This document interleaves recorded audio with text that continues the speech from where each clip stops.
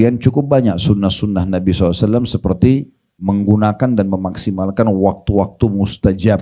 Jangan heran setelah itu kalau misalnya tiba-tiba anak kita berubah jadi bakti, suami kita jadi baik, istri kita jadi baik, dan seterusnya, itu bisa saja terjadi. Tidak ada yang mustahil, ya. Karena doa itu sangat ampuh sekali, ya, sangat ampuh sekali. Orang kafir pun kalau dia mohon kepada Allah, Allah masih bisa terima. Kalau dalam kondisi mereka kafir, apalagi kalau muslim. Bismillahirrahmanirrahim. Assalamualaikum warahmatullahi wabarakatuh. Alhamdulillah, selalu saja lisan kita memuji Allah Subhanahu wa taala. Sebagai seorang muslim, kita sangat yakin kalimat alhamdulillah adalah kalimat syukur, berterima kasih kepada Sang Pencipta Allah yang dengannya segala kebutuhan kita untuk roda kehidupan di muka bumi ini akan dipenuhi oleh Sang Pencipta, dan juga akhirnya kita akan dapat balasan di surga yang abadi di akhirat sana. Oleh karena itu, jadilah orang yang selalu membasahi lidah dan bibirnya dengan kalimat alhamdulillah. Selanjutnya kita panjatkan salam hormat kita kepada utusan Allah Nabi besar Muhammad sallallahu alaihi wa alihi wa sahbihi wasallam, sebagaimana Allah telah perintahkan kita untuk mengucapkan salam hormat tersebut, dan tentunya sebagai balas jasa 23 tahun dari masa hidup beliau semuanya digunakan untuk agama ini. 13 tahun fase Mekah semuanya dengan hinaan, cacian, dan puncaknya diusir dari kampung halamannya Mekah. Kemudian 10 tahun fase penyempurnaan agama ini yang akhirnya sampai kepada kita. Nah, pada kesempatan ini Bapak Ibu sekalian, kita akan masuk ke faktor ketiga yang menolak siksa itu datang. Dan ini sebuah resep yang sederhana sekali, namun sayang kalau disia-siakan. Allah Subhanahu wa taala menjadikan ini sebagai senjata orang-orang beriman. Dan apa yang akan kita bahas ini bisa menembus benteng musuh tanpa senjata fisik, bisa juga menembus hati manusia yang sudah keras sehingga menjadi lunak, bisa mengubah semua jenis-jenis hal yang kita tidak inginkan dari kriminal, dari kejahatan orang lain kepada kita menjadi perbuatan-perbuatan yang baik, menyembuhkan penyakit kita, memenuhi kebutuhan kita, apa saja yang kita butuhkan, maka kita bisa raih dengan faktor ketiga ini. Itu adalah doa. Itu adalah doa. Di buku kita ini ada di halaman 30 dibahas faktor ketiga tentang masalah doa. Kita akan mulai, Bapak Ibu sekalian. Doa itu adalah curhatan kepada Allah. Ungkapan semua apa yang kita inginkan, yang kita harapkan dari mendapatkan nikmat atau selamat dari gangguan-gangguan dan siksaan, itu ada di doa. Kalau sama manusia, kita dianjurkan hanya konsultasi dan berbicara saja. Tidak dianjurkan dalam Islam untuk curhat dengan manusia. Ya, kita konsultasi, misal Bapak Ibu lagi sakit, kita konsul saja sama dokter. Makanya diistilahkan dengan konsultasi. Ya. Kalau kita datang ke dokter, dok, kepala saya sakit sudah 2 hari. Kira-kira apa obatnya? Maka terjadilah respon dari dokter mengatakan sudah berapa lama, apakah memang sepanjang hari dirasakan, apakah ada makanan tertentu yang dimakan, apakah kurang istirahat, atau terjadilah konsultasi tersebut, akhirnya disimpulkan Anda butuh obat ini dan istirahat sekian lama misalnya. Itu konsultasi. Begitu juga dengan para ustadz dan ustadzah. Kalau kita mau tanya tentang sebuah hukum, konsultasi saja. Ustaz, suami saya ucapin kalimat talak dalam kondisi dia sadar, tapi emosi. Apakah jatuh talaknya misalnya? Atau tentang anak saya susah sekali disuruh sholat. Bagaimana caranya supaya saya bisa menasihatinya? Atau pendapatan suami saya kadang-kadang ada yang tidak jelas dari mana. Apakah itu halal untuk saya nikmati? Atau kita konsultasi.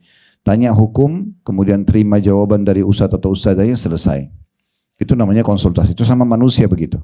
Dan tidak dianjurkan dalam Islam untuk curhat dengan manusia. Menyampaikan dan menuangkan semua permasalahan kita pada manusia. Itu tidak benar. Lalu ada yang tanya, kemana Ustaz saya harus curhat kalau begitu? Kepada Sang Pencipta Allah.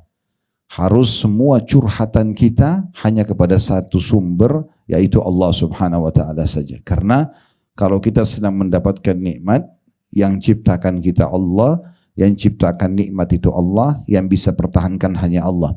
Kalau kita sedang hadapi masalah, yang ciptakan kita Allah, yang ciptakan permasalahan itu, penyakit kah atau yang lainnya adalah Allah, yang bisa memberikan jalan keluar hanya Allah saja. Inilah yang dibahasakan oleh Nabi SAW.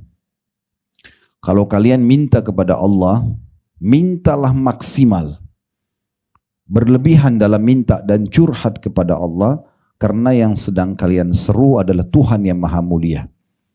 Dan juga Aisyah berkata radhiyallahu anha, kalau kalian minta kepada Tuhan kalian, mintalah segala sesuatunya, manjalah padanya sampai tali sendal kalian. Di masa dulu kebetulan orang-orang kalau pakai sendal itu terbuat dari kulit yang keras bagian pijakan kaki, sisanya diikat dengan tali sampai ke betis. Itu model sendal masa dulu. Maka mereka membahasakan dengan tali sendal. Kata Aisyah radhiyallahu anha ummul mukminin, mintalah kepada Tuhan kalian walaupun tali sendal kalian. Betul-betul kita tuangkan semua kepada Allah Subhanahu wa taala. Dalam riwayat-riwayat yang lain, mintalah kalian kepada Tuhan kalian apa saja selama itu bukan haram, dan selalulah merengek, manjalah padanya, karena sesungguhnya Allah benci justru dengan orang yang tidak curhat atau tidak menyampaikan atau berdoa kepadanya. Ya, seorang penyair Arab mengatakan, jangan kau minta sama manusia. Maksudnya sekarang tuangkan semua permintaan sama manusia, karena kalau kau minta dia akan marah. Sekali kita minta, dia mungkin beri 2 kali, 3 kali, 10 kali, dia akan mengatakan kenapa kau minta terus. Tapi mintalah kepada zat, maksudnya Allah, yang kalau kau tidak minta justru dia marah. Kalau ada orang yang tidak mau minta kepada Allah, tidak mau manja, tidak mau curhat, tidak mau mohon kepada Allah, maka ini justru Allah marah padanya. Makanya dalam sebuah hadis Nabi SAW bersabda dalam hadis riwayat Tirmidzi, man lam yad'u Allah yaghdab alaih. Siapa yang tidak minta kepada Allah, justru Allah murka padanya. Yang tidak mau berdoa, justru Allah murka.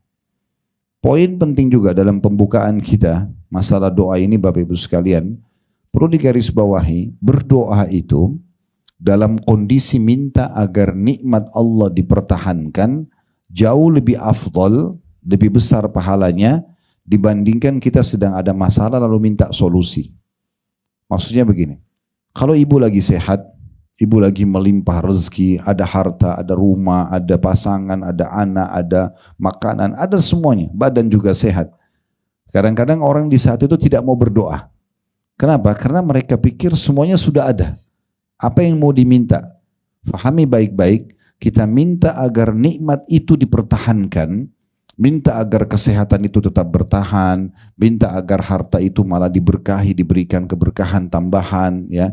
Minta agar hidup kita yang sudah romantis, harmonis sama pasangan juga dipertahankan sama Allah. Itu jauh lebih afdal, lebih besar pahalanya dibandingkan nanti ada masalah minta solusi. Berarti dari apa yang saya sampaikan terakhir ini tadi, tidak ada alasan untuk tidak berdoa. Karena justru kalau kita minta agar nikmat itu Allah pertahankan, lebih besar pahalanya dibandingkan nanti ada masalah baru kita minta solusinya. Oleh karena itu Allah mengajarkan kita dalam syariatnya, sebelum setiap aktivitas kita berdoa. Sebelum makan berdoa, sebelum tidur berdoa, sebelum keluar rumah, sebelum masuk kamar mandi, sebelum berpakaian, sebelum biologis, sebelum semuanya kita berdoa. Kenapa? Agar kita mohon kepada Allah agar nikmat itu diberkahi, agar nikmat itu dipertahankan oleh Allah. Nanti kalau selesai baru kita bersyukur memuji Allah Subhanahu wa taala. Hati-hati Bapak Ibu sekalian, jangan dianggap remeh faktor ketiga ini dengan cara tidak mau berdoa, karena ini bisa sampai pada tingkat dosa kepada Allah Subhanahu wa taala. Justru kalau tidak mau manja dan curhat kepada Allah Subhanahu wa taala. Mohon maaf. Jadi kita harusnya menjadikan doa ini betul-betul sajian harian kita. Bahkan kita lebih butuh doa daripada makanan yang kita mau makan kalau lapar, minuman yang kita minum kalau kita lagi haus, tempat tidur kalau kita ngantuk, obat kalau kita sakit. Sebelum pergi ke dokter, berdoa dulu sama Allah. Ya Allah, sembuhin penyakit saya. Nanti Allah akan datangkan cara kesembuhan ya dari sisinya. Tiba-tiba kita konsultasi sama seorang dokter cocok, resepnya cocok sembuh. Apakah dokter sama resep yang sembuhkan? Tentu saja bukan. Justru Allah Subhanahu wa taala yang mudahkan. Jangan sampai Bapak Ibu sekalian kita sakit lalu konsultasi sama dokter menjadi program nomor 1, melupakan doanya. Sehingga nanti kalau sudah mentok, sudah 20-30 dokter yang diajak ngomong, konsultasi dan ternyata nggak sembuh-sembuh, barulah mereka sholat malam berdoa kepada Allah. Ini keliru. Kalau sholat malam di hari pertama, maka Allah akan mudahkan kesembuhannya. Allah akan mudahkan segala urusannya. Bahkan mintalah segala sesuatu walaupun itu hal kecil di mata kita. Kenapa Bapak Ibu mengharamkan diri dari pahala dengan kalau mau keluar ke mall misalnya mau belanja, lalu kita minta ya Allah mudahin parkiran buat saya. Mungkin sederhana, tapi bisa saja hanya dengan mohon itu, mudahkan pakaian yang saya ingin beli, mudahkan makanan yang saya ingin makan dari restoran itu bisa. Kita dapat nikmatnya, kita dapat pahalanya. Karena doa itu adalah ibadah kepada Allah Subhanahu wa ta'ala. Bahasa jangan curhat sama manusia juga ini perlu difahami Bapak Ibu sekalian.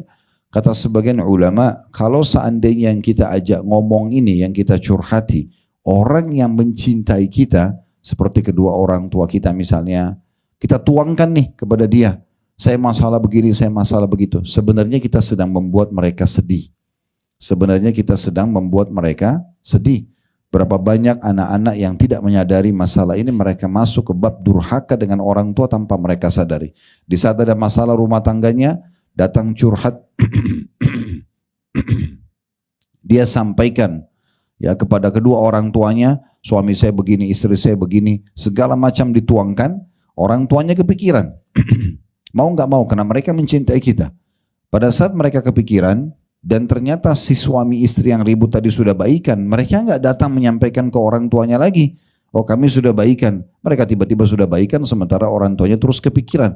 Ini bisa masuk ke bab durhaka pada orang tua, karena membuat mereka terbebani secara pikiran. Ya, makin kita tidak bebankan sama manusia makin bagus. Yakinlah Bapak Ibu sekalian, puncak doa seseorang hamba adalah bagaimana justru dia selalu melibatkan Tuhannya Allah Subhanahu wa ta'ala dalam setiap keadaan dia. Dia manja, dia merengek, dia mohon kepada Tuhannya, maka itu akan sangat baik. Kalau yang kita sedang ajak bicara ini bukan orang yang mencintai kita, seperti misalnya teman baru kita kenalan, kita sudah curhat dengan dia. Sekarang dia tahu permasalahan kita, maka ini setiap saat bisa menjadi musuh kita. Setiap saat dia bisa menjadikan apa yang kita tuangkan dan kita sampaikan kepada dia menjadi senjata. Karena dia sudah tahu kekurangan kita. Maka tidak ada manfaatnya untuk curhat dengan manusia. Karena tidak akan mendatangkan solusi. Kalau orang yang kita cintai kita hanya bebankan mereka. Kalau mereka tidak mencintai kita maka mereka punya senjata setiap saat bisa menyerang kita dan menjatuhkan kita dengan apa yang kita sampaikan itu. Oleh karena itu memahami doa ini penting sekali. Adalah bagaimana seseorang hamba itu manja, merengek, mohon kepada Tuhannya, dan ingat meminta agar nikmat dipertahankan jauh lebih baik daripada musibah sedang datang lalu minta solusinya. Walaupun itu bisa saja kita minta. Walaupun itu bisa saja kita minta. Baik, kita akan masuk ke syarat-syarat diterimanya doa. Sebelum kita baca apa yang ditulis di sini ya oleh penulis. Yang pertama harus ikhlas dulu Bapak Ibu sekalian, karena Allah Subhanahu wa ta'ala. Lawannya ikhlas, riya, pamer, ya, mau dipuji. Nah kalau itu ada kita ikhlas, kita tidak pernah berharap pujian dari orang, ya, mau pamer sama orang. Kalau kita rajin berdoa, maka secara otomatis masuk dalam syarat diterimanya yang pertama. Ya. Salah satu cirinya orang yang tidak ikhlas dalam doa, kalau dia lagi pergi ke Mekah, depan Ka'bah sengaja foto menghadap Ka'bah, angkat tangan. Padahal tidak sedang berdoa. Tidak sedang berdoa. Supaya dia pamer sama orang, kalau saya berdoa depan Ka'bah loh. Nah, ini berarti bukan ikhlas karena Allah. Kalau orang ikhlas karena Allah, ada yang lihat, tidak ada yang lihat, di foto, tidak di foto, tetap aja dia angkat tangan berdoa sama Tuhannya. Kan gitu. Dan orang-orang yang suka riya ini, mudah-mudahan di sini tidak ada. Ya, insya Allah. Tapi orang yang suka riya, suka cerita sama orang, suka kejar pujian orang yang hanya sepanjang lidahnya, ini saya sarankan Tidak usah lama-lama dalam riya itu. Maksudnya ada orang nih, dia sholat tahajud semalam sudah khusyuk, udah sendirian, dia sholat, dia nangis sama Tuhannya. Besok ketemu sama teman-teman kantor, ketemu sama teman bisnis, mungkin sama ibu-ibu ketemu, lalu ngobrol. Semalam itu saya sempat nangis loh waktu sholat malam. Bahasa ini untuk apa dia sampaikan? Manfaatnya apa buat temannya? Gak ada. Unsurnya hanya karena masalah riya, supaya temannya bilang, oh kamu hebat ya. Selesai. Jadi semalam suntuk yang dia pakai ibadah hilang dengan hanya 2-3 kalimat yang dia ucapkan pahalanya. Karena riya. Untuk apa? Orang yang seperti ini ringkas aja. Kalau Bapak Ibu ada niat untuk riya, mudah-mudahan tidak. Misalnya targetnya Ibu Fulan ingin menceritakan besok sama Ibu Fulana. Udah ndak usah tunggu besok, malam itu ketuk rumahnya bel. Nih saya mau sholat, lihat ya. Nah, kan selesai. Daripada sholat khusyuk, baru besok dicerita, kelamaan, gitu kan? Dan ini tidak ada manfaatnya. Makanya kata Nabi SAW, al-yasiru minar riya syirk. Sedikit saja riya sudah syirik, nggak diterima sama Allah. Jadi ikhlas, ya. Ikhlas itu artinya memang kita ingin meraih pahala dari sisi Allah, tidak peduli dengan pujian dan celaan manusia. Itu syarat yang pertama. Jadi kalau mau doanya diterima, curhatannya kepada Allah dipenuhi, maka ikhlas. Kemudian yang kedua, tentu ikhlas ini berarti tidak pamer ya. Kalau kita harus berdoa di depan orang, misal memang kita lagi tawaf, kita lagi berdoa, ada orang yang dengar, itu nggak ada masalah. Memang di depan orang. Kalau ada yang tanya, ibu lagi berdoa ya? Iya, alhamdulillah, mudah-mudahan diterima doa kita ya. Kalau ditanya, kita jawab. Riya itu lebih jelas bagi orang yang tidak ditanya, dia cerita. Ya. Tapi kalau kita ditanya, ibu kenapa? Ibu mau kemana? Misalnya ibu tadi ke pengajian sini. Ditanya oleh seseorang, kerabat, tetangga, oh ya saya mau pergi ke pengajian. Karena ditanya kita jawab, insya Allah itu tidak riya. Tapi kalau tidak ada yang nanya, lalu dia sendiri yang, kamu ke pengajian enggak? Saya pergi loh. Enggak ada yang nanya, enggak ada yang apa. Hari Senin nih, kamu puasa enggak? Saya puasa loh. Enggak ada yang nanya. Maka ini riya. Ya.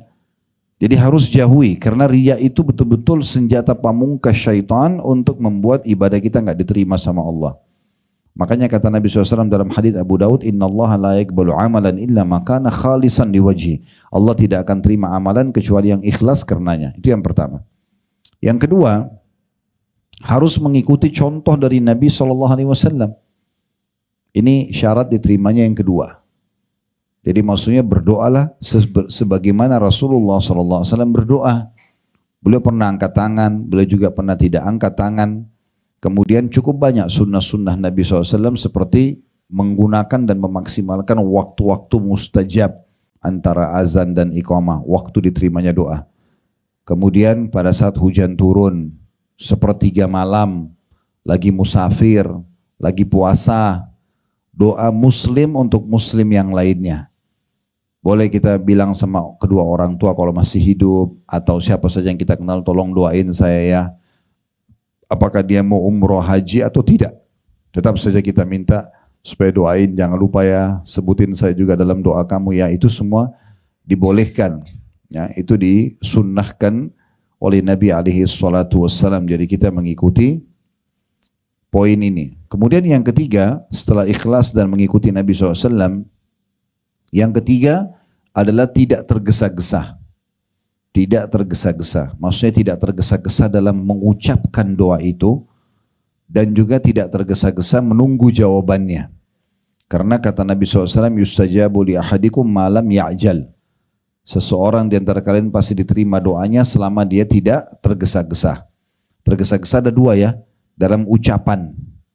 Jadi jangan karena kita rutinitas berdoa, lalu kemudian seperti orang kumur-kumur saja. Tidak tahu apa yang dibaca. Ibu tenang. Rabbana atina fid dunya hasanah. Renungi maknanya. Ya Allah, berikanlah aku semua yang terbaik di dunia. Wa fil akhirati hasanah, dan semua yang terbaik di akhirat sana. Dari derajat yang tinggi, dari pengampunan, ya.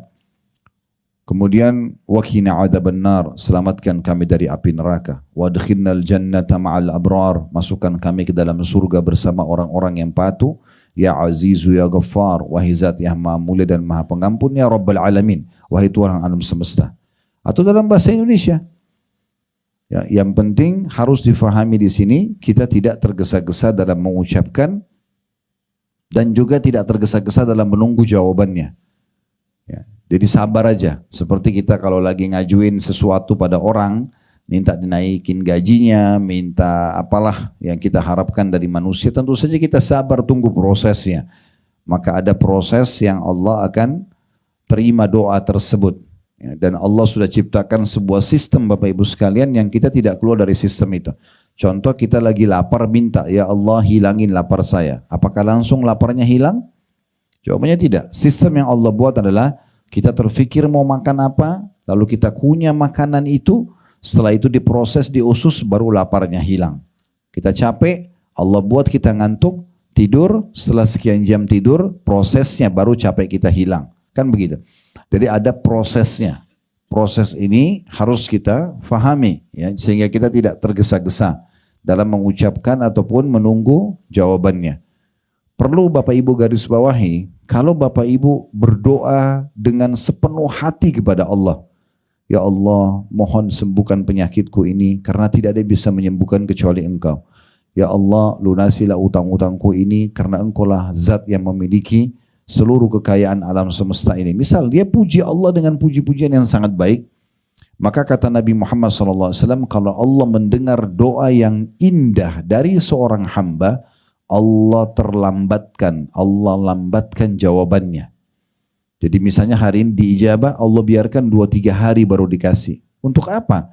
Kata Nabi SAW, agar hamba tersebut tetap dalam doanya. Nanti hari kiamat, ibu-ibu yang sudah rutin berdoa, oh iya rutin berdoa sampai penyakitnya sudah 10 tahun berjalan harus selalu minum obat, tapi selalu aja berdoa, ya Allah sembuhkan. Itu 10 tahun berjalan terus pahala doanya. Kalau seandainya kita pas sakit flu, ini kok flu ya, kita merasa maaf, lagi ada beringus, kita nggak enak, demam. Tiba-tiba berdoa, ya Allah sembuhin saya. Detik itu juga sembuh. Kira-kira ibu masih berdoa? Sudah berhenti doanya. Tapi Allah biarkan dia beberapa hari, tujuannya agar tetap saja pahala doanya berjalan. Ya. Jadi Allah itu maha mendengar, Allah maha mengetahui. Oleh karena itu jangan tergesa-gesa. Kata Nabi SAW waktu ditanya, wa kaifal isti'jal? Ya Rasulullah, seperti apa kira-kira tergesa-gesa itu? Kata Nabi SAW, yaqulu da'utu wa lam yustajabu li fatarakat du'a. Cirinya orang tergesa-gesa adalah orang yang dia berdoa, kemudian dia mengatakan saya sudah berdoa, belum lihat jawabannya, lalu dia tinggalkan doa. Mungkin tinggal sehari lagi dia berdoa diterima. Mungkin tinggal 2 kali lagi dia berdoa. Kenapa dia nggak sabar dan nikmati prosesnya? Toh selama dia berdoa itu tetap dicatat pahala di sisi Allah Subhanahu wa taala.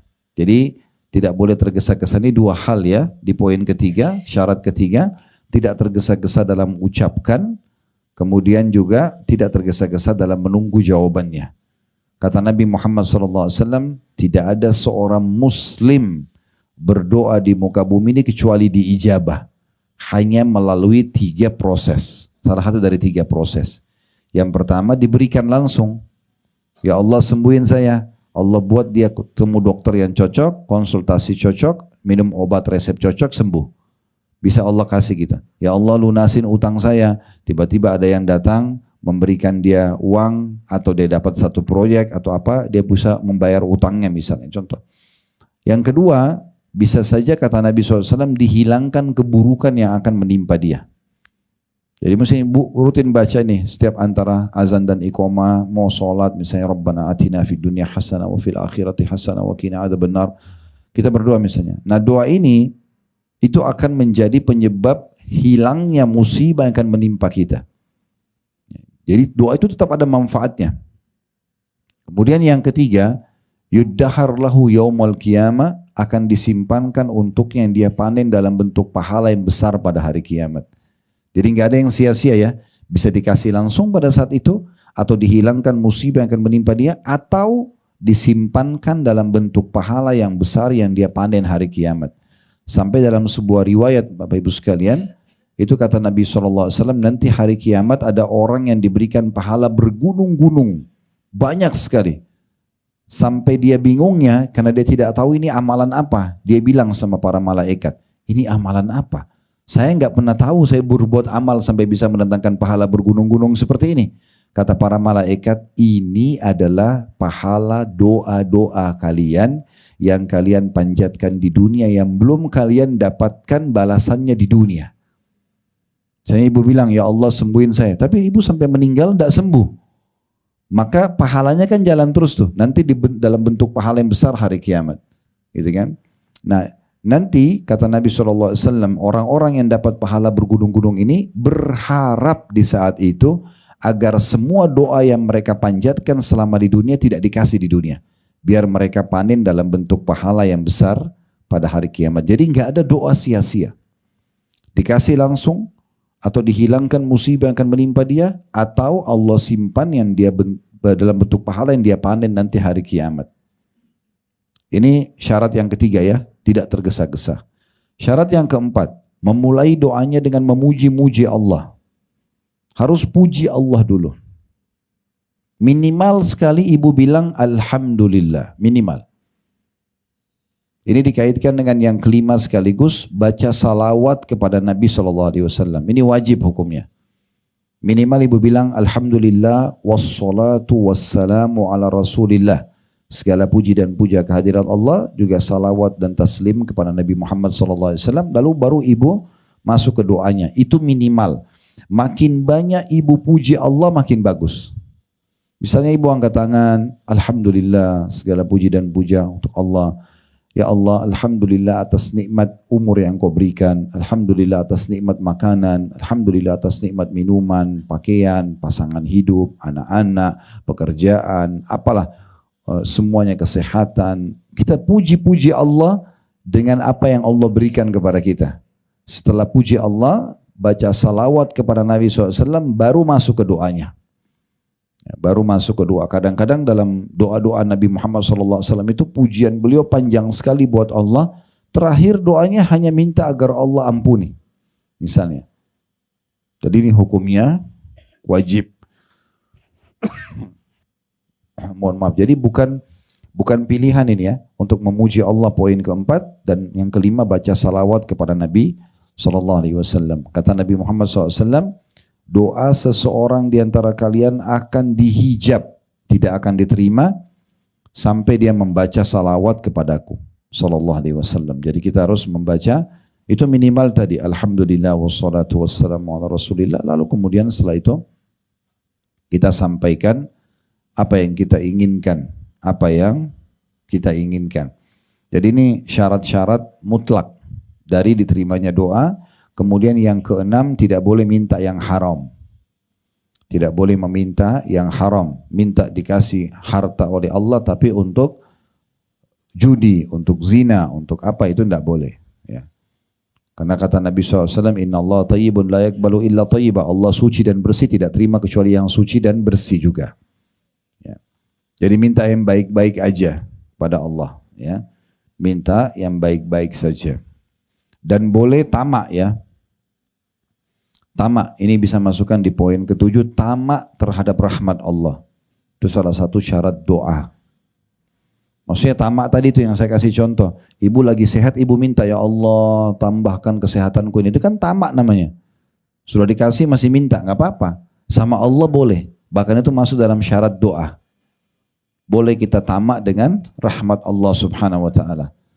Makanya tadi kata Nabi SAW, kalau kalian minta kepada Allah, maksimalkan. Minta, tidak ada masalah. Selama ibu dan bapak bukan minta ya sesuatu yang bentrok dengan sunnatullah, peraturan Allah, silakan minta. Gak masalah. Maksudnya bentrok sama sunnatullah, gak mungkin kan misalnya ibu berdoa, ya Allah saya gak suka malam, hilangkan malam. Itu kan gak mungkin. Ya Allah saya nggak suka laki-laki, hilangkan laki-laki. Itu nggak mungkin. Itu bentrok dengan sunnatullah. Karena sistem Allah itu pasti ada kan. Tapi kalau ibu bukan minta seperti itu, minta sesuatu yang tidak bentrok dengan sunnatullah, bukan juga minta yang haram, maka Allah kasih. Cepat atau lambat akan datang jawabannya. Ya. Itu poin yang ketujuh ya. Poin yang kedelapan, maksimalkan waktu-waktu mustajab. Nah ini yang tadi sudah kita singgung, tapi ini salah satu hal yang penting untuk diperhatikan ya. Kalau orang puasa, musafir, antara azan dan iqamah. Jadi kalau ibu sudah dengar azan, nah itu kan antara azan sama iqamah maksimal mungkin 5-10 menit ya. Udah iqamah ya, itu waktu mustajab doa. Walaupun ibu lagi tidak ke masjid, di rumah tetap aja maksimalin. Lagi di jalan pun di mobil dengerin azan. Ya, kalau dengar radio lagi azan misalnya di mobil, oke biarin azan, dijawab dulu apa yang diucapkan oleh muadzin. Karena kata Nabi SAW, kalau kalian dengarkan muadzin, ucapkanlah seperti yang diucapkan, lalu baca salawat kepadaku. Ya, kemudian bacalah Allahumma rabba hadhihi da'wati tamma was salatil qa'imah ati Muhammadanil wasilata wal fadila wa ba'athu maqaman mahmudan allati wa'adta innaka la tukhliful mi'at. Lalu masuk ke doa kita. Tentu kalau doa-doa hajat, ada hajat Bapak Ibu mau sampaikan, dimulai dengan Alhamdulillah wassalatu wassalamu ala Rasulillah. Tapi kalau doa-doa itu bukan doa hajat, maka tidak perlu dimulai dengan Alhamdulillah wassalatu wassalamu ala Rasulillah. Seperti misalnya ibu mau masuk kamar mandi, Allahumma inni a'udzubika minal khubuthi wal khaba'ith, tidak usah kita bilang Alhamdulillah wassalatu wassalamu ala Rasulillah. Mau makan baca bismillah, tidak usah kita bilang Alhamdulillah wassalatu wassalamu ala Rasulillah, karena dia bukan doa hajat. Ya, nah itu tidak perlu dibaca. Mau keluar rumah, Bismillahi tawakkaltu ala Allah, kita tidak usah mengatakan Alhamdulillah wassalatu, karena itu memang bukan doa hajat. Tapi kalau hajat, ibu minta kepada Allah, ingin curhat kepada Allah, maka mulai dengan memuji Allah dan membaca salawat kepada Nabi alaihi salatu wassalam. Baik, kita akan masuk membaca sekarang apa yang ditulis oleh penulis. Tadi itu semua adalah pembukaannya supaya jelas apa makna doa. Ya, memahaminya dia adalah curhat kepada Allah. Kemudian juga sudah kita jelaskan tentang beberapa hal berhubungan dengan masalah doa. Dan termasuk syarat-syaratnya tadi ada 8 yang sudah kita sebutkan. Sekarang kita akan masuk untuk membaca apa yang ditulis oleh penulis tentang masalah doa ini. Di halaman 30, di faktor ketiga, beliau tulis doa. Doa adalah ibadah. Dan itu di bold, ditebalkan. Ya. Kenapa ditebalkan? Karena ini yang ingin penulis titik beratkan. Kalau doa adalah ibadah, bahkan doa adalah murni ibadah. Maksudnya ibu baca saja, minta sama Allah, minta kesehatan, minta keturunan, minta dijaga ini, minta diberikan itu, minta diselamatkan dari yang ini dan itu, maka itu semua adalah ibadah. Akan ibu lihat jawabannya, tidak lihat jawabannya, tetap dicatat pahala. Nah itu namanya ibadah. Allah berfirman dalam surah Ghafir ayat 60 yang berbunyi wa qala rabbukum ud'uni astajib lakum innal ladina yastakbiruna an ibadati sayadkhuluna jahannama dakhirin. Dan Tuhan berfirman, Allah Subhanahu wa taala turunkan firman-Nya dari 1400 tahun yang lalu, berdoalah kepadaku, niscaya akan aku perkenankan bagimu, akan diterima. Tadi saya bilang bisa saja dikasih langsung, atau dihilangkan musibah akan menimpa dia, atau disimpankan dalam bentuk pahala yang dia panen hari kiamat. Begitu penyampaian Nabi SAW. Jadi Allah perkenankan pasti doa orang yang berdoa. Oleh karena itu hati-hati Bapak Ibu sekalian, jangan pernah ucapkan doa-doa buruk. Ya, gak boleh ucapin kata-kata buruk. Selalu kata-kata baik saja, kata-kata optimis. Kata Nabi SAW, jangan pernah kalian ucapkan kata-kata buruk buat diri kalian, keluarga kalian, harta kalian, dan berpapasan nanti malaikat lewat mengaminkan terjadilah. Misal anak kita yang kecil aktif, itu anak aktif, bukan nakal. Kalau ibu selalu ucapin, kamu kok nakal sekali, ini kan kata-kata buruk. Bisa saja menjadi doa, anak itu betul jadi nakal. Atau ribut sama pasangan lalu bilang saya nyesal nikah sama kamu, maka bisa jadi penyesalan, gitu kan? Kenapa kita nggak balik dengan kata-kata yang baik misalnya? Walaupun anak kita sangat aktif, kita mengatakan semoga Allah selalu jaga kamu di atas ketaatannya, nak. Semoga kau tumbuh besar taat, ya. Semoga kau bakti sama orang tua. Walaupun dia sebenarnya mungkin menjengkelkan buat kita dari sikapnya. Saya sering saya sampaikan cerita ini ya. Saya sampaikan juga di sini, Syekh Sudais, salah satu imam Masjid Haram Mekah.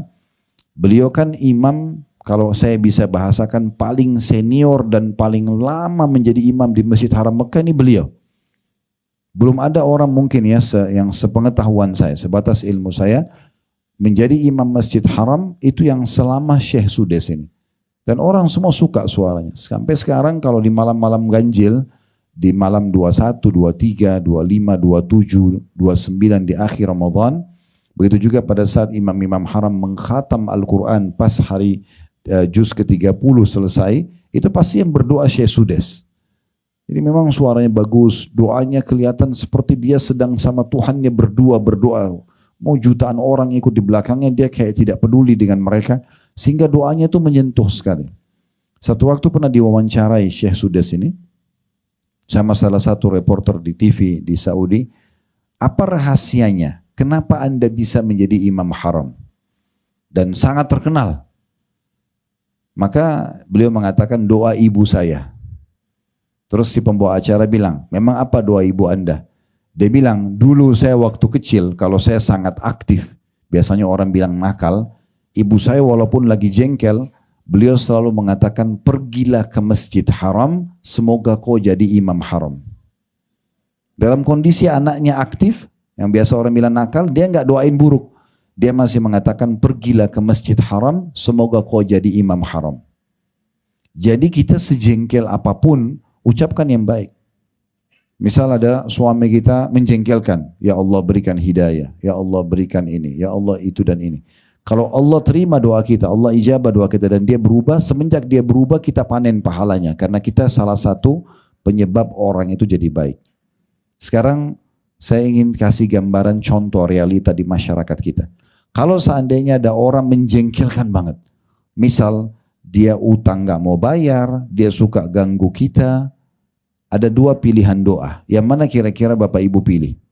Doa yang pertama, kita minta supaya Allah hukum dia.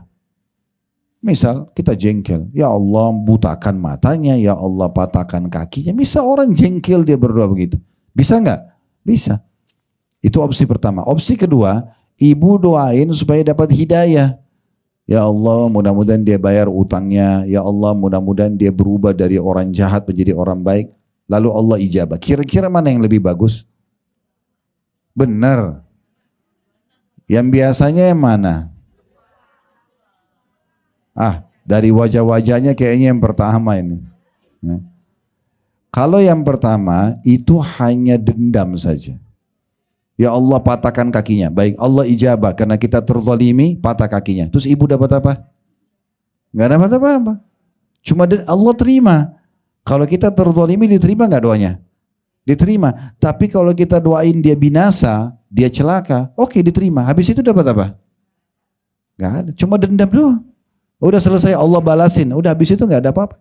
Tapi kalau kita berdoa ya Allah berikan hidayah, ya Allah berikan petunjuk, lunakkan hatinya. Lalu dia dapat hidayah, dia bayar utangnya, dia berhenti ganggu kita, dia datang minta maaf. Semenjak itu kita panen pahala dia menjadi baik ke depan. Oleh karena itu hati kita harus selalu dibersihkan.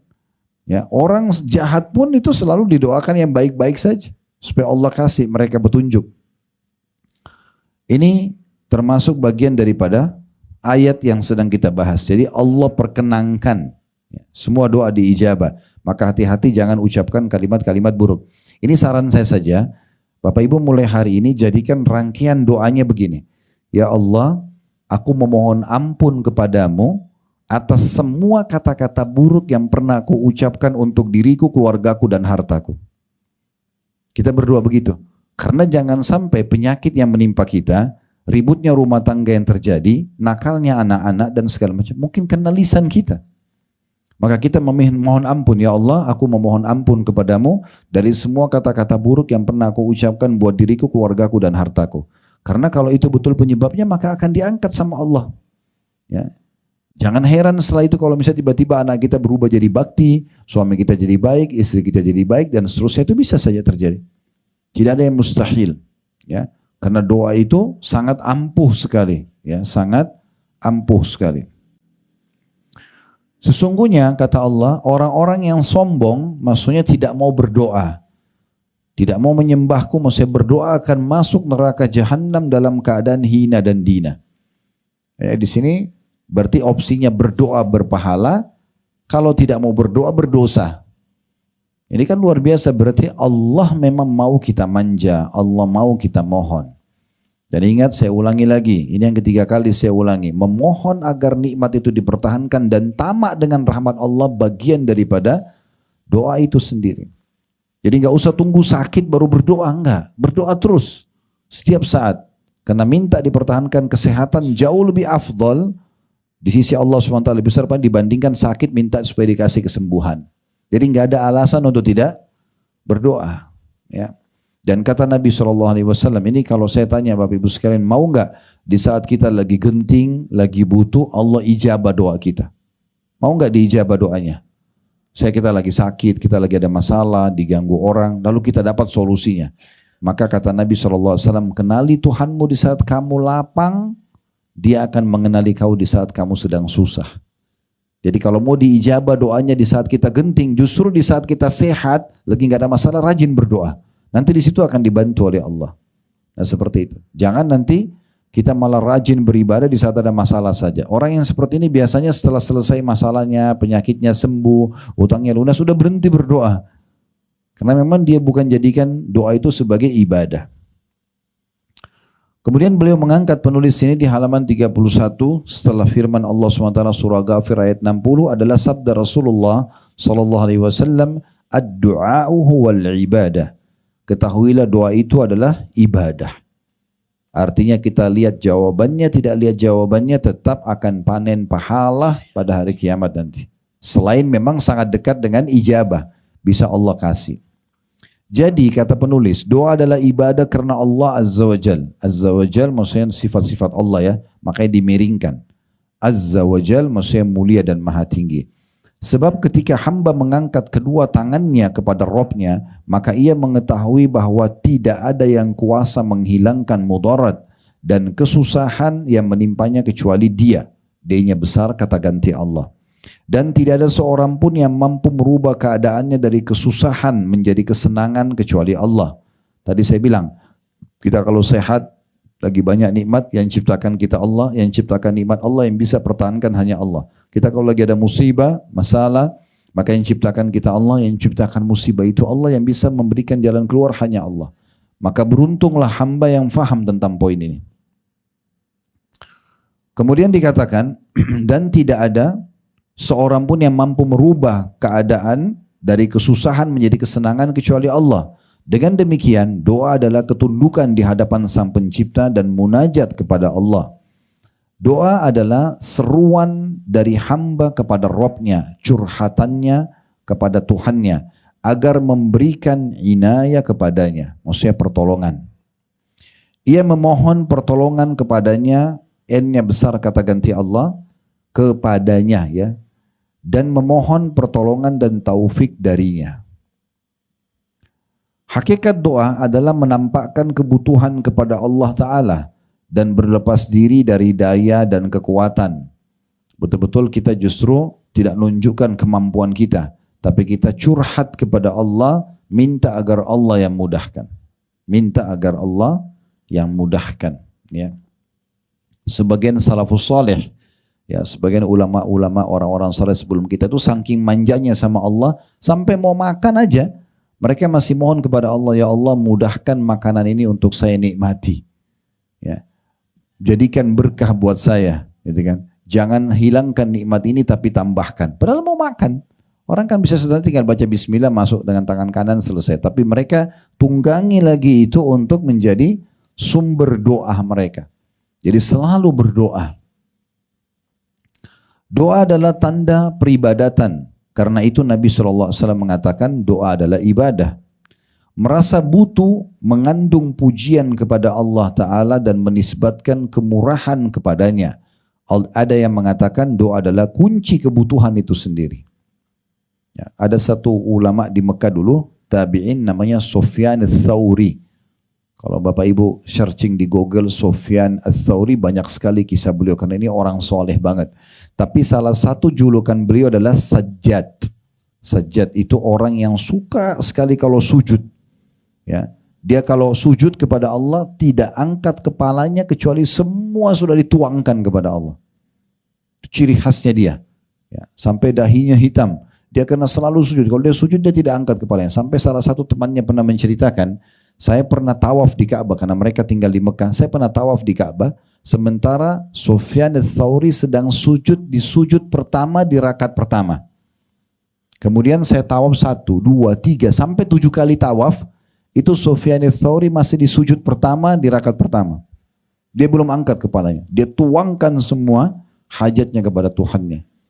Dan subhanallah ini mungkin pernah kita lalui ya pada saat kita mohon kepada Allah. Coba kita nikmatin, nangis, curhat kepada Allah itu kayak ada yang plong dalam hati. Walaupun sebenarnya kita mungkin belum lihat solusi dari masalah kita. Sebenarnya itu sudah ada jalan keluarnya. Tinggal kita continue aja, rutinkan aja. Selesai, akan ada solusi. Karena orang kalau minta kepada Tuhannya itulah sumber yang paling benar. Makanya saya bilang tadi jangan jadikan Allah sebagai nomor ke-30. Ya.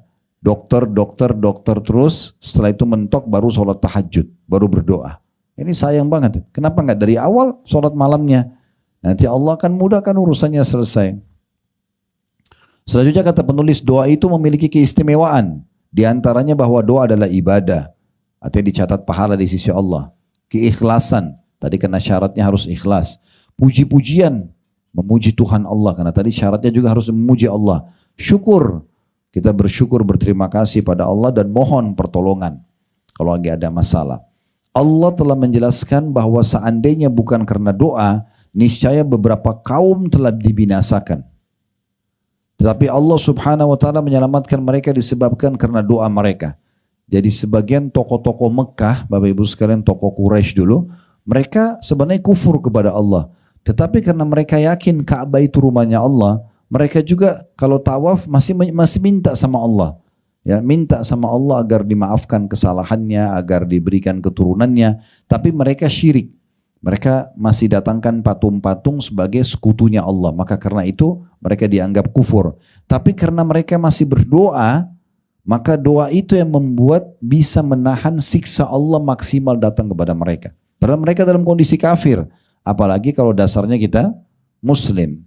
Allah sebutkan dalam surah Al-Furqan ayat 77, "Qul ma ya'bau bikum rabbi laula du'aakum" atau du'aukum. Saya ulangi, "Qul ma ya'bau bikum rabbi laula du'aukum." Katakan hai Muhammad kepada orang-orang musyrik Mekah itu, Tuhanku tidak akan mengindahkan kamu kalau tidak karena doamu. Maksudnya kalian tidak akan dikasih kesehatan dan dikasih segala macam kalau kalian tidak berdoa, walaupun kalian dalam keadaan kafir, apalagi kalau dasarnya orang itu beriman. Maknanya, kata penulis, kalau tidak karena doa kalian kepadanya, n-nya besar kata ganti Allah. Kepada Allah semata, tak kala menghadapi kesusahan dan kesulitan, maka niscaya kalian telah binasa. Allah Ta'ala mengabulkan ketika seorang berdoa kepadanya dengan tulus, walaupun ia seorang kafir. Sebagaimana Allah sebutkan dalam surah Al-Ankabut ayat 65. Orang kafir pun kalau dia mohon kepada Allah, Allah masih bisa terima. Kalau dalam kondisi mereka kafir, apalagi kalau Muslim. Ya. Tapi tentu di sini permintaan mereka adalah permintaan yang bersifat kebutuhan mereka ya. Itu yang diterima sama Allah. Kalau orang kafir mendoakan binasanya orang Muslim itu tidak bisa diterima. Tidak diterima. Tapi kalau mereka minta makan, mereka minta minum, mereka minta kesembuhan, Allah bisa terima. Tapi yang penting mereka minta kepada Allah. Walaupun orang kafir, apalagi orang Muslim, kan gitu. Tapi kalau mereka minta agar Allah binasakan kita orang Muslim itu tidak bisa. Karena pernah satu kali dalam hadits Bukhari, Nabi Muhammad SAW sedang jalan bersama istrinya Aisyah radhiyallahu anha. Kemudian ada beberapa pendeta Yahudi lewat lalu mengatakan Assalamu alaikum. Assam, bukan assalam. Assam artinya kematian. Jadi orang-orang Yahudi doakan keburukan buat Nabi SAW. Assalamualaikum. Mereka pikir Nabi nggak dengar. Maka Aisyah marah radhiyallahu anha sambil mengatakan semoga kematian buat kalian. Aisyah marah kepada orang-orang Yahudi. Kata Nabi SAW, wahai Aisyah tenanglah. Kata Aisyah, ya Rasulullah, tidakkah anda dengar apa yang mereka ucapkan? Mereka bilang assam, bukan bilang assalam. Maka Nabi SAW menjawab, wa'alaikum, dan untuk kalian. Kata Nabi SAW, tidakkah engkau telah mendengar ucapan doaku, balasanku? Ketahuilah doa kita kepada Allah untuk mereka diterima, doa mereka kepada Allah untuk kita tidak diterima. Maksudnya kalau mereka minta kita dibinasakan, Allah tidak terima. Tapi kalau orang-orang kafir ini hanya minta hajat-hajatnya pribadi, Allah masih kasih. Ya, sebagai bentuk kasih sayang Allah kepada makhluknya secara umum. Sebagaimana Allah sebutkan dalam surah Al-Ankabut ayat 65, itu ada di halaman 33. فَإِذَا رَكِبُوا فِي الْفُلْكِ دَعُوا اللَّهَ مُخْلِصِينَ لَهُ الدِّينَ فَلَمَّا نَجَّاهُمْ إِلَى الْبَرِّ إِذَا هُمْ يُشْرِكُونَ. Maka apabila mereka naik kapal, ini tradisi orang-orang Mekah dulu, mereka kalau naik kapal, mereka berdoa kepada Allah dengan penuh pengabdian atau ikhlas kepadanya. Tapi ketika Allah menyelamatkan mereka ke darat, maka mereka kembali mempersekutukan Allah. Ya, pernah dengar Ikrimah bin Abi Jahal? Ikrimah bin Abi Jahal ini Bapak Ibu sekalian adalah anaknya Abu Jahal. Abu Jahal pernah dengar ya? Fir'aunnya umat ini. Orang yang paling benci dengan Islam, meninggal dalam keadaan kafir di perang Badr. Tapi anaknya bernama Ikrimah. Ikrimah ini waktu semasa hidup sama ayahnya suka sekali perangi Islam. Sampai Nabi SAW taklukin kota Mekah, maka Ikrimah ini melarikan diri dari Mekah karena nggak mau masuk Islam. Subhanallah, Allah kasih dia hidayah. Ikrimah ini radhiyallahu anhu nanti masuk Islam dan mati syahid dalam Islam. Dia pergi ke Jeddah, yang sekarang orang sering turun pesawat di Jeddah gitu ya. Zaman dulu sudah ada pelabuhan dan sampai sekarang ada pelabuhan. Dia pergi ke sana, dia ingin naik kapal menyelamatkan diri ke Afrika karena nggak mau masuk Islam. Waktu dia naik kapal mau menyeberang Laut Merah pergi ke Afrika, subhanallah di tengah lautan kapal mereka dihantam oleh ombak. Mayoritas yang ada di kapal itu orang-orang musyrik semua. Semua bawa Tuhan-Tuhan mereka, patung. Mereka pegang, mereka anggap patung itu Tuhan. Maka pada saat itu kata Ikrimah, saya melihat kapal dihantam oleh ombak yang keras. Mereka semua pada minta-minta pada patungnya. Panggil Tuhannya, Lat, Uzza, nama-nama Tuhan mereka waktu itu. Dan ombak makin menghantam kapal kami. Karena mereka lihat tidak ada lagi jalan lain, mereka membuang patung-patung mereka, lalu mereka mengangkat tangan mereka ke langit sambil mengatakan, Ya Allah selamatkan kami. Setelah itu ombaknya hilang. Kata Ikrimah, inilah yang selama ini Muhammad dakwahkan, melarang kita minta dari berhala, minta langsung kepada Allah. Maka dia pulang ke Mekah, dia masuk Islam gara-gara itu. Jadi sebenarnya orang-orang musyrik itu mereka tahu dalam kondisi mereka kepepet, mereka hanya minta kepada Allah baru diijabah. Kalau minta kepada patung-patung mereka tidak akan pernah ada jawaban dari permintaan tersebut. Jadi bersyukur Bapak Ibu sekalian kalau kita mau tergerak hati kita diisi dengan keimanan untuk berdoa kepada Allah. Karena ini sebuah tanda keimanan. Banyak orang karena tidak kenal Tuhan Allah, mereka minta-minta sama yang mereka anggap Tuhan.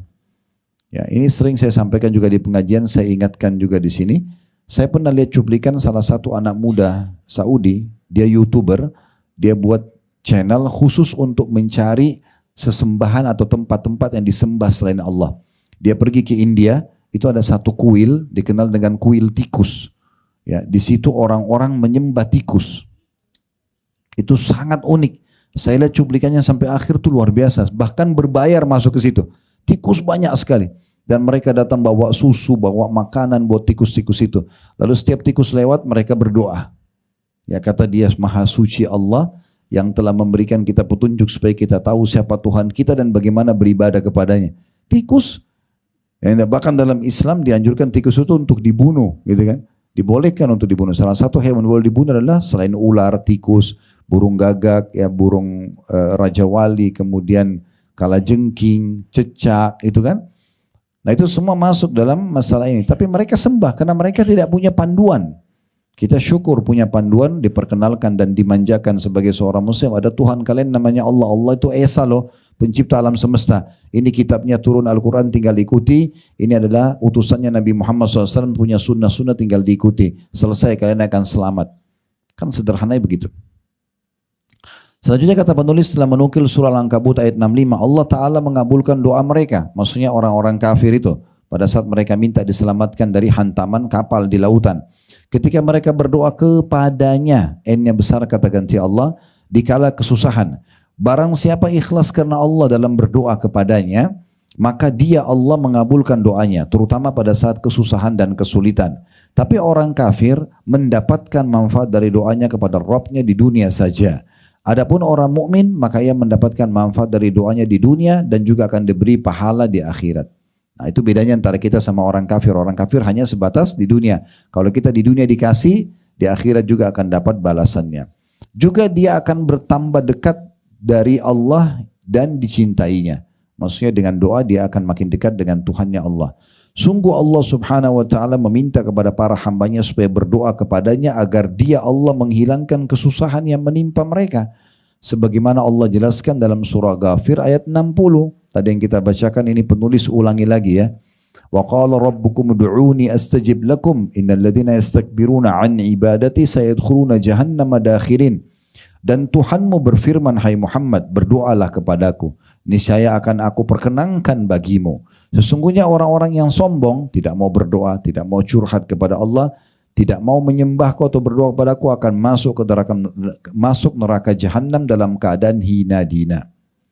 Dia Allah berjanji mengabulkan doa sesudah berdoa dan dia Allah tidak akan menyelisihi janjinya. Lebih khusus lagi jika doa itu disebabkan kesusahan yang menimpa kaum muslimin, maka dia mengabulkan doa mereka. Sebagaimana Allah berfirman dalam surah Al-An'am ayat 43.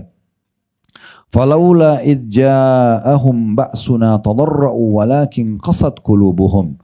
Tapi mengapa mereka tidak memohon berdoa kepada Allah dengan kerendahan hati ketika siksaan kami datang menimpa mereka?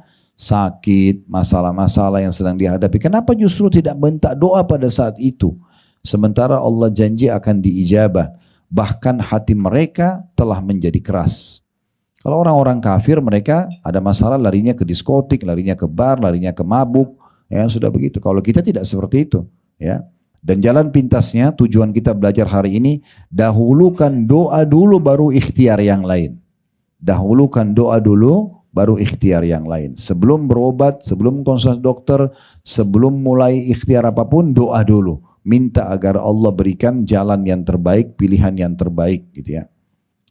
Allah subhanahu wa ta'ala berfirman dalam surah Al-A'raf ayat 94, "Wa ma arsalna fi qaryatin min nabiyyin illa akhadna ahlaha bil ba'sa'i wad dharra'i la'allahum yadharra'un." Dan kami tidak mengutus seorang nabi pun kepada suatu negeri, lalu penduduknya mendustakan nabi itu, melainkan kami timpakan kepada penduduknya kesempitan dan penderitaan agar mereka tunduk dengan merendah hati. Jadi ujian-ujian pun datang kepada seseorang hamba, tujuannya sebenarnya agar mereka kembali kepada Tuhannya. Ya. Mungkin Bapak Ibu pernah alami ya, ada masalah apa genting dalam hidup kita, lalu kita curhat sama Allah, kita berdoa, kita nangis. Jadi resep yang paling baik itu ada masalah, wudu, pakai mukenahnya di tempat sejadahnya, sujud kepada Allah, minta, itu sudah solusinya. Setelahnya nanti kita tinggal ikhtiar yang lain, Allah akan mudahkan. Kekerasan yang terdapat dalam hati adalah merupakan dampak dari dosa-dosa. Maksudnya kayak tidak mau berdoa, ya, sering putus asa terhadap Allah. Dari masalah bukannya dia bertaubat, malah dia buat dosa yang lainnya misalnya. Ini semua kekerasan terdapat dalam hati merupakan dampak dari dosa-dosa. Dan itu adalah sebab karena tidak merendah diri kepada Allah, serta tidak tunduk kepadanya hingga dikala kesusahan. Barang siapa tidak merendahkan diri kepada Allah, terutama dikala kesusahan, maka hatinya keras. Dan kekerasan hati itu peringatan terhadap kebinasaan. Sedangkan hati yang paling jauh dari Allah adalah hati yang keras. Ya. Jadi Bapak Ibu perlu dengar ya, ada hadis Nabi SAW yang berbunyi, kalau seorang hamba berbuat satu kebaikan, ibu dan bapak lagi duduk majelis ilmu begini, atau lagi zikir habis sholat, atau sholat 5 waktu, atau puasa, atau sedekah, atau umrah, atau haji, atau apa saja, maka setiap ibu dan bapak habis kerjakan satu ibadah itu, Allah akan teteskan dalam hatinya satu cahaya putih. Kalau kerjakan ibadah lagi, tetesan putih lagi. Begitu terus, kalau ibu dan bapak sibuk dari ibadah ke ibadah, nanti hatinya menjadi terang benderang. Orang seperti ini hatinya lunak. Dia cuma dengar guntur aja sudah ketakutan kepada Allah. Dia lihat orang susah dia langsung mau bantu. Dia lihat orang mati dia khawatir kalau dia meninggal nanti Allah hisab. Itu karena hatinya lunak. Kata Nabi SAW sebaliknya, kalau orang berbuat dosa, kalau hamba berbuat dosa, Allah akan teteskan dalam hatinya satu titik hitam. Kalau dia taubat, bersih kembali. Kalau dia tidak taubat, dia ulangi dosa, maka ada titik hitam yang lainnya. Terus saja titik hitam itu ada dalam hatinya kalau dia tidak taubat, sampai hatinya menjadi hitam kelam. Bahkan bisa lebih keras dari batu. Orang seperti ini mau dia jalan sama temannya tabrakan, temannya mati, dia selamat, tetap aja dia tidak ambil pelajaran. Fenomena alam, banjir, tsunami, apa saja tidak menyentuh hati dia. Hatinya keras. Kenapa? Karena dosa-dosa tersebut. Makanya di sini beliau mengatakan kekerasan terdapat dalam hati adalah merupakan dampak dari dosa-dosa. Dan itu adalah sebab karena tidak merendahkan diri kepada Allah serta tidak tunduk kepadanya hingga dikala kesusahan pun tidak mau berdoa. Barang siapa tidak merendahkan diri kepada Allah terutama dikala kesusahan maka hatinya keras. Dan kekerasan hati itu peringatan terhadap kebinasaan. Sedangkan hati yang paling jauh dari Allah adalah hati yang keras. Karena itu wajib atas kaum muslimin. Saya ulangi lagi, wajib atas kaum muslimin pada umumnya merendahkan diri kepada Allah dikala susah dan dikala senang. Setiap muslim menyamaratakan doanya untuk semua kaum muslimin. Berdoa kepada Rabbnya agar melenyapkan segala kemaksiatan baik zahir maupun batin yang dijumpai di masyarakat dan mendoakan dengan kebaikan untuk para pemimpin kaum muslimin serta memberikan taufik kepada perkara yang dicintai dan diridhoi oleh Allah. Di paragraf ini sedikit saya mau jelaskan. Yang diingatkan oleh penulis adalah usahakan dalam setiap berdoa Bapak Ibu sekalian selalu libatkan muslimin. Kita bilang misalnya yang sering kita dengar ya, Allahumma gfir lil muslimina wal muslimat. Ya Allah ampunilah semua laki-laki muslim dan perempuan muslimah, mukminin dan mukminat, laki-laki mukmin dan perempuan mukminah. Terus kita tambah al ahya minhum wal amwat, yang hidup dan juga yang sudah meninggal. Ini doa dahsyat sekali Bapak Ibu sekalian. Karena kata Nabi SAW, siapapun yang mendoakan saudaranya muslim, maka dia akan diberikan untuk satu muslimnya satu pahala. Saya detik ini ibu cuma bilang, Allahumma gfir lil muslimina wal muslimat. Sekarang jumlah umat Islam misalnya 2,5 miliar. Ibu dapat 2,5 miliar pahala hanya itu saja. Gak ada susahnya. Jadi jangan pernah lewatkan dalam setiap doa kita, sisipkan doakan untuk muslimin. Ya sama sekatu sekarang teman-teman kita di Gaza, di Syria, di Irak, dimanapun yang sedang mereka tertindas, doakan agar Allah berikan mereka jalan keluar, Allah maafkan kesalahan mereka, Allah terima para syuhada mereka. Apa susahnya? Berapa menit sih kita berdoa begitu? Bagaimana kalau Allah ijabah dan kita panen pahala bersama mereka? Allah kasih kita pahala para syuhada karena mendoakan diterima syuhada mereka. Allah berikan mereka kemenangan. Maka semenjak Allah berikan kemenangan nanti insya Allah, dan itu pasti terjadi, maka kita akan panen pahala ketenangan dan ketentraman serta kemerdekaan mereka setelah itu. Jadi selalu berdoa. Kemudian juga berdoa kepada Rabb agar melenyapkan segala kemaksiatan. Ini termasuk. Jadi jangan cuma doakan diri kita sendiri. Bapak Ibu juga doakan agar semua orang yang melanggar ya, maksiat kepada Allah, Allah beri hidayah. Ibu kenal, bapak kenal atau tidak kenal. Ya Allah berikan hidayah seluruh umat Islam. Bahkan manusia yang masih melakukan perbuatan dosa. Gak apa-apa kita berdoa. Dapat pahalanya. Dan dengan itu kita juga lepas hisab hari kiamat. Karena kemungkaran kan harus dipungkiri. Tapi kalau kita berdoa, ya Allah hilangkanlah semua kemaksiatan. Ya Allah berikanlah hidayah para pelaku maksiat, para pelaku kebinian. Maka kita selamat dari hisab hari kiamat. Karena kita sudah berdoa kepada Allah. Dan kita bisa panen pahala mereka, pahala doa dan pahala mereka di saat mereka dapat hidayah. Baik zahir maupun batin. Ya. Kemudian juga, ya, atau apa saja kita lihat di masyarakat, ya, apa hal-hal yang masih salah di masyarakat, kita berdoa supaya Allah hilangkan, berikan hidayah tetangga kita, berikan hidayah siapa saja, lingkungan yang masih kotor supaya Allah rapikan apa, dia kan sebagai doa, semua kita berdoa. Dan ini yang tidak kalah penting ya, mendoakan dengan kebaikan untuk para pemimpin kaum muslimin, ini masih jarang di Indonesia, sayang sekali ya. Agar mereka diberikan taufik kepada perkara yang Allah ridhoi. Kita suka tidak suka sama pemimpin itu, doakan agar Allah kasih hidayah.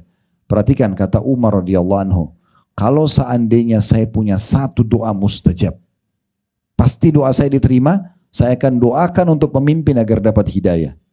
Karena kalau doa untuk saya pribadi, untuk saya, tapi kalau doa untuk pemimpin dan Allah kasih itu, maka maslahatnya lebih umum. Ya kan? Daripada kita cuma tahu mencaci maki, menyalahkan, doakan kebaikan. Ya, saya lihat di Saudi, Bapak Ibu sekalian itu luar biasa. Setiap Jumat, mau di Masjid Haram, di Masjid Nabawi, di Mekah atau di Madinah atau di masjid-masjid lain, hampir satu Saudi, semuanya khatibnya pasti doakan. Supaya raja mereka diberikan kesehatan, raja mereka diberikan keselamatan, diberikan petunjuk, supaya memberikan amanah masyarakat, supaya selamat dari gangguan, negara mereka aman. Itu hampir semua khatib berdoa. Saya berapa kali sholat Jumat, saya menemukan jarang sekali khatib kita berdoa begini. Gitu kan? Padahal 200 juta lebih umat Islam di Indonesia, kalau 80% kalau semua berdoa kebaikan, Allah kasih hidayah. Gitu kan? Supaya Allah berikan petunjuk. Dan di saat Allah ijabah, mereka menjalankan ya kebaikan, maka kita ikut panen pahala bersama mereka. Maka doakan. Ya, ini termasuk hal yang luput dari banyak orang di antara kita, gitu kan? Jadi jangan, ini sering saya bahasakan, jangan kita menjadi seperti penonton bola, ya. Kita kebanyakan jadi seperti penonton bola. Yang main di lapangan bola itu pemain bola sudah dari kecil latihan. Tendangan penalti segala macam sudah biasa. Penonton ini biasanya merasa diri selalu lebih pintar daripada pemain. Begitu pemainnya luput satu kali tendang penalti, pasti dibodoh-bodohin, pasti disuruh ganti, pasti begini dan begitu. Padahal kalau dia masuk jadi pemain belum tentu bisa, kan gitu. Kenapa kita nggak bilang kasih, semoga nanti lain kali dia jadi bisa tendang yang baik, semoga dia jadi gini. Kenapa kita nggak doakan kebaikan? Kenapa suruh ganti? Kenapa doakan keburukan? Padahal ini bahaya sekali mudaratnya, gitu kan? Ini contohnya. Jadi doa untuk para pemimpin ini luar biasa. Kalau Allah ijabah doa kita dan Allah buat hatinya jadi lunak mau menjalankan perintah agama, maka kita akan ikut panen pahala bersama mereka. Baik, ini 2 paragraf terakhir. Kata penulis sudah cukup untuk menunjukkan keutamaan doa bahwa tatkala Allah Subhanahu wa taala hendak membinasakan kaum Yunus, Nabi Yunus alaihissalam, maka mereka bersungguh-sungguh berdoa kepada Allah dan Allah pun menghindarkan azab dari mereka setelah sebab-sebabnya sudah ada dan tanda-tandanya tampak jelas sebagaimana dalam surah Yunus. Jadi ini saya ceritakan ya, cukup banyak umat-umat sebelum kita yang Allah binasakan. Pernah dengar kaum Samud, kaumnya Nabi Saleh, ya? Itu sekitar 4 jam dari kota Madinah, dikenal dengan Madain Saleh. Sampai sekarang bekas-bekas pemukiman mereka yang mereka pahat gunung masih ada. Ada kaum Ad, kaumnya Nabi Hud, ya, di negeri Yaman. Kemudian ada kaum Lut di Laut Mati Jordania, ya, yang Allah sebutkan kalian sering melolang-lalang melewati tempat mereka disiksa itu, ya. Ada Namrud, kaumnya Nabi Ibrahim di Irak. Bapak Ibu kalau ketik di searching di Google peninggalan Namrud di Babilonia di Irak, masih ada sampai sekarang. Fir'aun yang Allah binasakan, kaumnya Nabi Musa, kan banyak yang Allah binasakan ya. Itu semua kenapa? Karena mereka kufur kepada Allah. Nabi-nabi mendakwahi mereka untuk taubat, untuk balik, mereka tidak mau. Tapi ada satu kaum, satu-satunya kaum yang tadinya sudah akan datang kebinasaan sama mereka, batal siksa itu adalah kaumnya Nabi Yunus. Ya, jadi Nabi Yunus ini nabi yang datang dari luar Nainawa, nama kotanya Nainawa di Irak dulu ya. Biasanya sebelum Nabi Muhammad SAW, Bapak Ibu sekalian, Allah utus nabi itu bisa dari suku situ, kayak orang Indonesia diutus dari orang Indonesia nabinya misalnya. Bisa juga dari orang luar. Nah, Nabi Yunus ini kebetulan dari luar Nainawa. Orang penduduk negeri Nainawa ini di atas 100.000 orang di masa itu cukup besar. Mereka sembah berhala. Nabi Yunus datang mendakwahi mereka supaya mereka taubat, tinggalkan sembah berhala segala macam. Mereka nggak mau dengar. Mereka nggak mau dengar. Hanya ada 2 hal yang terjadi. Ada kesalahan Nabi Yunus, ada kesalahan kaumnya. Kesalahan Nabi Yunus alaihissalam, akad antara nabi-nabi dengan Allah, mereka nggak boleh tinggalkan lokasi dakwanya kecuali Allah izinkan. Walaupun sampai dibunuh oleh kaumnya. Pernah dengar Nabi Yahya? Nabi Yahya anak Nabi Zakaria, sepupunya Nabi Isa alaihissalam, itu dibunuh oleh kaumnya. Tapi dia tetap bertahan karena memang Allah tidak izinkan dia keluar dari wilayah dakwanya. Nah, Nabi Yunus waktu mendakwai penduduk Nainawa, jangan sembah berhala, nanti Allah marah, nanti begini, nanti begitu. Ini cara ibadah yang benar. Tidak mau dengar. Nabi Yunus berdoa sama Allah, ya Allah tolong berikan saya penduduk lain, jangan negeri ini nggak mau dengar. Tapi Allah belum ijabah, Allah belum kasih kepada dia perintah untuk tinggalkan Nainawa. Nabi Yunus berijtihad, berusaha sendiri, dia ambil inisiatif tinggalkan Nainawa. Karena itu Allah hukum Nabi Yunus. Dia naik ke kapal, kemudian kapalnya dihantam oleh ombak, maka kapten kapalnya mengatakan kita harus kurangi beban kapal, dibuanglah barang-barang, semua masih tidak bisa. Maka mereka bilang harus dikurangin penumpang. Setiap kali diundi nama Nabi Yunus yang keluar. Sebagian orang di kapal bilang, jangan dia Nabi Allah, kami tahu dia ini di Nainawa. Tapi setiap kali diundi nama, keluar nama Nabi Yunus. Maka akhirnya Nabi Yunus mengatakan, mungkin ini peringatan dari Allah sebagai hukuman karena saya tinggalkan Nainawa. Tapi sudah terlanjur di atas kapal. Maka Nabi Yunus berdiri di pinggir kapal, begitu dia loncat ke lautan, ditelan oleh ikan paus. Kan gitu. Akhirnya Allah ceritakan dalam Al-Quran bagaimana dia di perut ikan itu, kalau dia bukan termasuk orang yang banyak bertasbih, membaca la ilaha illa anta subhanaka inni kuntu minadh dhalimin, maka pastilah dia akan tinggal di perut ikan itu sampai hari kiamat. Ringkas cerita, Allah muntahkan Nabi Yunus kembali dari mulut ikan itu, kemudian dia dipertemukan, Allah berikan dia seekor sapi yang bisa diperas susunya. Dia juga memakan dari pohon labu, kemudian dia mengambil dari daun-daun pohon untuk jadi pakaian, karena pakaiannya hancur semua di dalam perutnya ikan. Baru kemudian dia kembali ke negeri Nainawa. Ini kisah Nabi Yunusnya. Kisah kaumnya, waktu Nabi Yunus tinggalkan, maka yang terjadi seperti yang Nabi Yunus ancamkan. Ya. Kalau kalian tidak mau beriman sama Allah, tidak mau tinggalkan sebab berhala, nanti Allah datangkan hukumannya loh ini. Ini langit bisa turunin hujan, bisa terjadi gempa, bisa segala macam. Kalian bisa binasa. Waktu Nabi Yunus tinggalkan, Nabi Yunus dihukum sama Allah karena tinggalkan tugas, tapi penduduk Nainawa juga Allah hukum. Apa hukumannya? Allah jadikan langit gelap, turun hujan deras, bumi juga ngeluarin air, maka penduduk Nainawa jadi kacau semuanya Bapak Ibu sekalian. Mereka berantakan, lari-lari sana sini. Untungnya raja mereka pada saat itu tiba-tiba berakal dan dia mengatakan begini sama kaumnya, wahai kaumku, jangan kalian lari-lari, percuma. Kalau lihat ini, lihat semuanya langit gelap, hujan turun dengan deras, bumi sudah keluarin angin, ini nggak ada keselamatan. Saya mengajak kalian untuk kita kembali kepada apa yang dipanggil oleh Nabi Yunus. Nabi Yunus ajak kita beriman kepada Tuhan namanya Allah. Sekarang coba kita nyatakan kita beriman sama Tuhannya Yunus itu.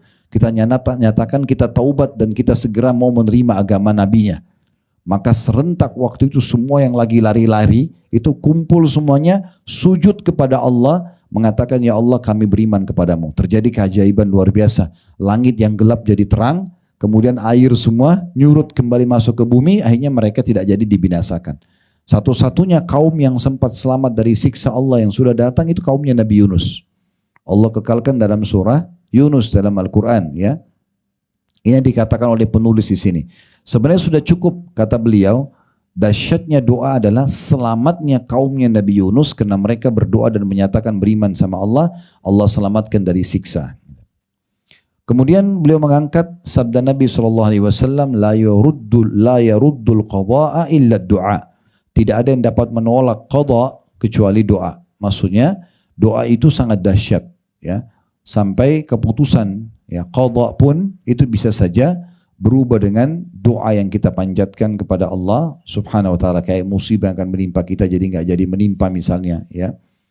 Berdoa pada saat berhadapan dengan musuh dan ketika mengalami kesusahan lebih cepat dikabulkan, ya. Kalau seandainya ada orang yang sedang berhadapan sama musuh kayak orang-orang di Palestina sekarang, mereka berdoa itu lebih cepat diijabah sama Allah Subhanahu wa taala. Kalau ada yang mengatakan tapi kenapa Allah belum kasih kemenangan? Pasti ada hikmah. Allah lebih tahu, tapi apakah Allah akan ijabah? Pasti. Tidak ada keraguan dalam hati seorang muslim. Cepat atau lambat akan datang pahala dan juga jawaban tersebut. Allah berfirman dalam surah Al-Anfal ayat 9, ini sebagai penutup, إِذْ تَسْتَغِيثُونَ رَبَّكُمْ فَاسْتَجَابَ لَكُمْ أَنِّي مُمِدُّكُمْ بِأَلْفٍ مِنَ الْمَلَائِكَةِ مُرْدِفِينَ. Ingatlah ketika kamu, hai Muhammad, dan orang-orang yang beriman padamu memohon pertolongan kepada Tuhanmu, lalu diperkenankanlah bagimu, sungguh aku akan mendatangkan bala bantuan kepadamu dengan 1000 malaikat yang datang berturut-turut. Ini surah Al-Anfal sebagai penutup Bapak Ibu sekalian adalah ayat Al-Quran yang turun di perang Badr. Di perang Badr, waktu itu kekuatan umat Islam hanya 314 orang melawan 1000 orang. Dan Allah berikan kemenangan karena doa-doa kaum muslimin. Pada saat itu bahkan Allah turunkan para malaikat hadir di kancah peperangan pada saat itu. Dan kata Nabi SAW selesai perang Badr, ya, untuk menunjukkan bahwa saya memang doa-doa para sahabat dan Nabi SAW diterima, Allah berikan kemenangan dan Allah turunkan malaikat, Beliau mengatakan kepada para sahabat, maukah kalian melihat perbedaan antara korban kalian dengan korban para malaikat? Kata para sahabat, tentu ya Rasulullah. Kata Nabi SAW, yang kalian temukan jari-jari musuh terpotong dan ada luka bakar, serta leher mereka tertebas dan ada luka bakar, itu adalah korban para malaikat. Itu adalah korban para malaikat. Jadi doa itu kalau datang Bapak Ibu sekalian dan diterima, datang sesuatu yang di luar akal kita. Allah berikan solusi jalan keluar di luar daripada prediksi kita. Oleh karena itu, sebagai penutup, kami sarankan untuk tidak meninggalkan doa sama sekali. Ya, kenali Tuhan kita pada saat lapang, maka Dia pasti akan kenali kita pada saat kita susah. Allahu a'lam.